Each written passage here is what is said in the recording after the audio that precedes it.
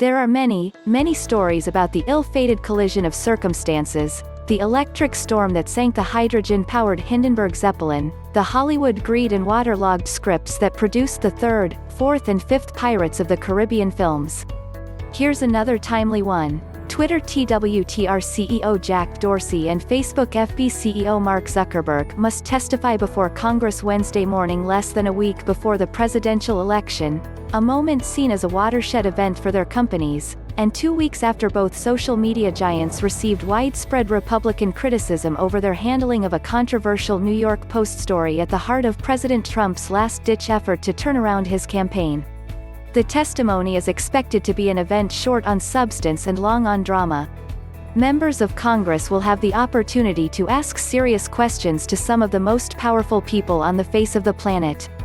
Instead, they, most notably the Republicans, will perform political kabuki theater in the lead up to the hotly contested election, says Graham Brookie, director of the Atlantic Council's Digital Forensic Research Lab. That's probably a diss to kabuki theater, which is actually an art form.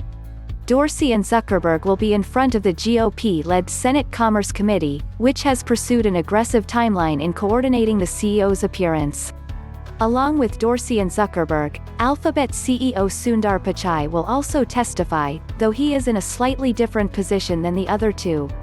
While Alphabet's YouTube is certainly another huge social media platform, it hasn't drawn the same type of Republican blowback recently, so Pichai will probably escape some of the blows that'll fall on Dorsey and Zuckerberg.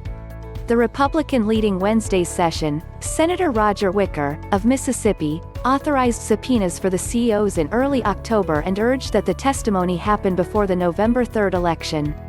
The putative reason for summoning the three men is to discuss Section 230, the 24-year-old federal legislation that grants broad immunity to online companies against lawsuits stemming from what appears on their websites and has allowed those businesses to grow from seedlings into multi-billion-dollar firms.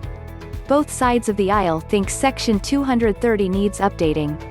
Democrats believe social media companies need to do more to police misinformation and toxic content on their platforms and want to change Section 230 to force them to do that. Presidential nominee Joe Biden is on board, telling the New York Times NYT editorial board in January the legislation should be revoked immediately. Meanwhile, Republicans believe social media companies are already doing too much policing and have long-standing gripes against Facebook and Twitter over perceived censorship. But the conversation between lawmakers and the CEOs on Wednesday won't really be about Section 230.